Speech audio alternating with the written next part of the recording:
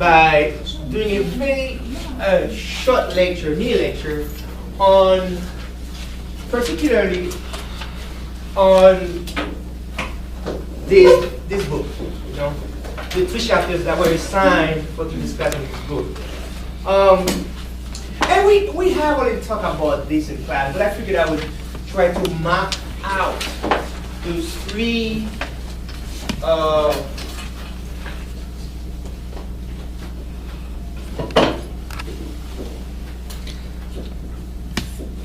terms, gender, class, and race. And of course, we can add, did you guys write this down already? Can I erase this? I will do a mini lecture on that. And once I'm done with this, I'm going to have you do a little exercise around those 3 concepts, right? Then we're going to move on to talk about oral history, ethnography, so on and so forth. And I'm going to have you sort of act out, try out through a group activity, what it's like to be conducting a focus group. And I'm gonna have you do it, try to do it in this class. It's one thing to talk about something, it's another thing when you're actually doing it. So we're gonna try to do a group focus group in this class. So to this end, what I'm gonna ask you to do is to choose a topic that the group will agree upon, and then one person from the group will be will be facilitating the conversation, right? So one person will be supposedly the researcher, and the rest of the member of the group will be the participants. Okay, so that's what I'm hoping to do. That way you have a sense of how it's like to conduct a focus group. Okay. Then if we have time, I would like to show you a video that talks about quality research. And the professor does a very good job laying out major keywords that we have obviously been talking about in this class. But he goes further, talking about group narrative, and he also talks about ethnography a little bit. But he has many videos posted on YouTube, but I figured I would show you maybe 1 or 2, maybe 1, because each video lasts about like 15 minutes. And I think you might benefit from it because it touches upon some of the things that we talk about in class. And I believe you don't only learn from one person, you only learn from multiple people because everyone has their own way of explaining things, right? So I figured I would share that with you. But in any case, why I want to begin my mini lecture asking you, why do you think it's important to understand how gender, race, and class influence or even impact human beings? By human beings, I'm referring to both those researchers and research. People who are participating, in any study you are doing, and you as a researcher. Why it's important to be aware of these factors? Why? Anyone? Yeah. Oh, go on. Well, you decide. My ladies first. I'm just saying, when you're researching, you want to be aware of these for ethics, for one thing, moral. You don't want to offend people before you even ask a question or while you're asking the question, because if you want to actually get answers and for them to help you, you don't want to say the wrong things or treat them incorrectly. And so they're very important that you are aware of those 3 before you talk to anybody. You need to know how to talk to them. Okay. Yes. You don't want to be asking irrelevant questions. Okay. Somebody else? Yes. Could sort of alter your question. You might come in with a certain research question and then looking into gender and race in class, that might change it a little bit, go in a different direction. Okay, somebody else. Yes. I think as a researcher, from researcher's perspective, if which knowing about these factors will help you to make your research more valid. Because we all human beings are shaped by different identities. Mhm. You from different class, different gender, you have different perspectives of the world. So. The research may be even use these as a focus Uh-huh. for the work. Right. Right. Yes. Right. Depending on the type of research, whether it's, say, oral history, Uh-huh. awareness of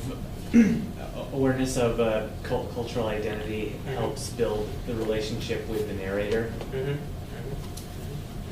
Absolutely. Absolutely. Yes. Question, if we always talk about like gender, class, race, but it's kind of, I guess, stereotyping while we're researching. We shouldn't be looking at like our participants as individuals, like not thinking about their race, gender, and classes. It's unavoidable. How would you do that? How would you be able to do that? I mean, if you're gonna do research, how can you? I'm just focusing on those three, and I should add, I mean, I don't want to talk about everything because everything's connected. I should talk about sexuality, religion, Politics. language. Language is my passion, and nationality. I mean, I can go on and on and on and on and on, right? But no, And age. Yes. Age. Well, we're gonna try to map out all these factors. Yeah. But you said, when we look why at do we have to bother? When we look from those perspectives, we're limiting ourselves, and like we are saying, okay, you have this gender, so you have you should have these experiences, or like you're coming from this religion, so you have to have those experiences. But it's just limiting our perspective. What do you guys think? I mean, I have a different approach, Well, but that's her approach. But if I'm interviewing Uh-huh. a teenager about things, it would probably be not a very smart question to ask, what is your retirement plan? You might ask them, what do you feel about your teachers at school? Uh-huh. And generally asking a person who's 75 years old, that question isn't going to get me very far either. Age matters, Right. language, other things. I think, okay, go ahead. You negotiate that. I'm not gonna intervene. You decide which one. No, I was thinking that this is culture. So how can we separate ourselves from other cultures and from other sources? I don't think we can see us an isolated individual, because everything that we think and we do is socially constructed. I'm not saying that we need to isolate it. We just need to, how can I say, From we the- couldn't limit our perspective while we're looking at those people. You want to say Okay. from the individual's perspective and collective perspective? I mean, to add to her, I understand her in a way.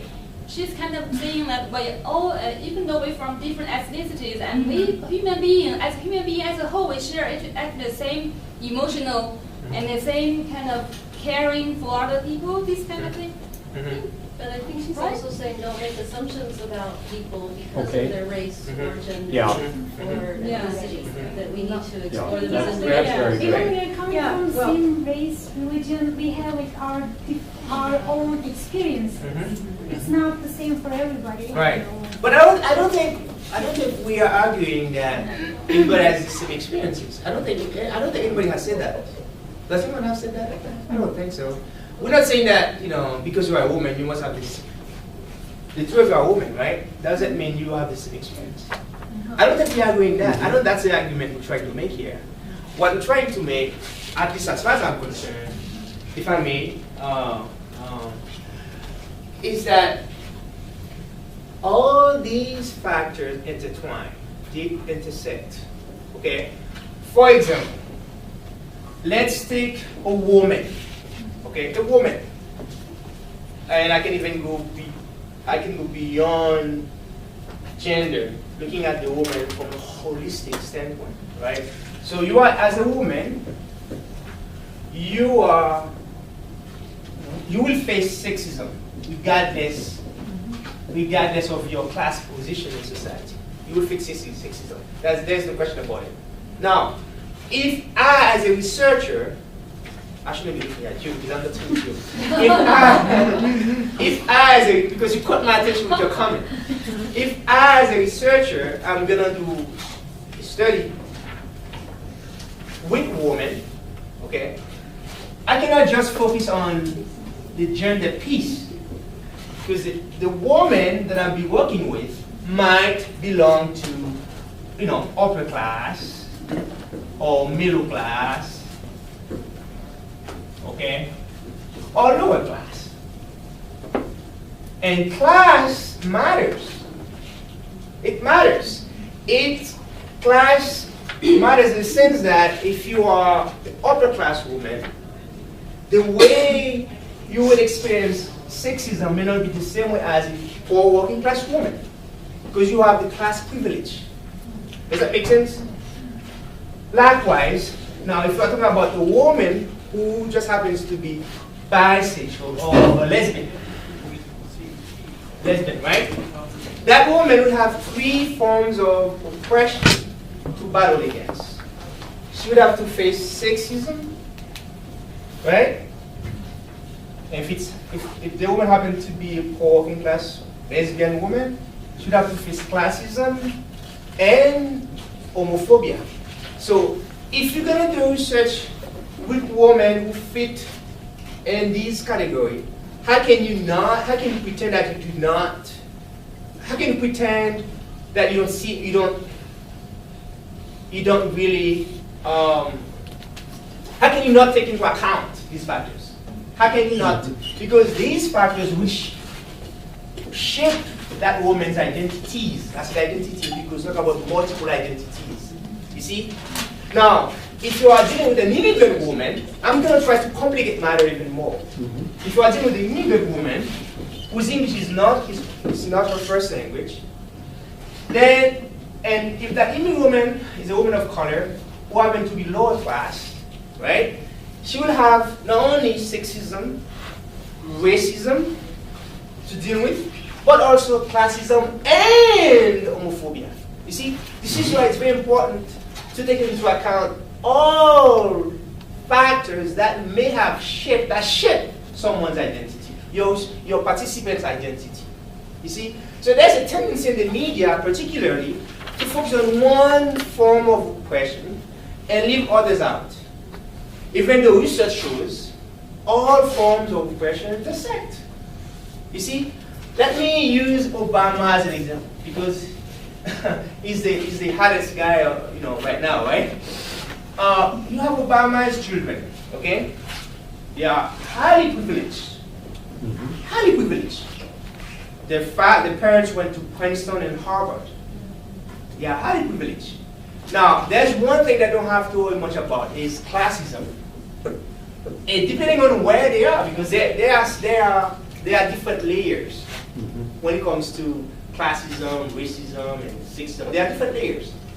In some circles, they don't have to worry about classism. Most of them don't have to worry about classism. They don't have to worry about healthcare. If they get sick, they don't have to worry about not being able to buy their meds, not being able to see a doctor. They don't have to worry about that, right? But regardless of the class privileges, there are, girls of color. Girls of color. So as such, they're gonna face racism and sexism. Those reasons, it's inevitable. They will face those, regardless of the class privileges. See? And if one of them happens to be a lesbian or bisexual, they will have to face homophobia. Right? These are the factors we cannot afford not to take into account when you are doing research. Now, I'm not asking you, if you're going to do a research, I'm not going to ask you to ask your participant about their sexuality, about the class, the gender, and their gender may seem visible, although young people don't fit in the man and woman category. They say they don't fit in there, right? So, but you might, based on what you see, might say, oh, that must be a man or a woman. But other people who might look like a man who's not a man, who might look like a woman who's not a woman. Transgender folks, you see, transsexual folks. So, I'm not asking you to make assumptions about them, but we need to be aware of these factors. We need to understand how these factors play a role in terms of how they shape people's identities. So we need to understand those factors.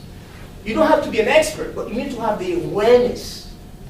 And that's, I think those 3 chapters did a very good job, teasing out these, the ways and the degree to which these factors intersect. You see? So that's our role as a researcher, to be knowledgeable, to be aware of these factors, because believe it or not, they're going to impact your research as both the researcher and the research, the people I'm doing research with. If as a man, if I want to do research with women, regardless of their race, my gender will influence how I interact with them, and as well as how they interact with me. It's inevitable. It doesn't matter how well I try to get to know them. My gender will have an impact on how I do research and how they interact, how they respond to me. You see, if I'm gonna do a research with, let's say, black men, now if they are black boys. Okay? If they are inner city black boys, who most likely will be working class, they might perceive me differently.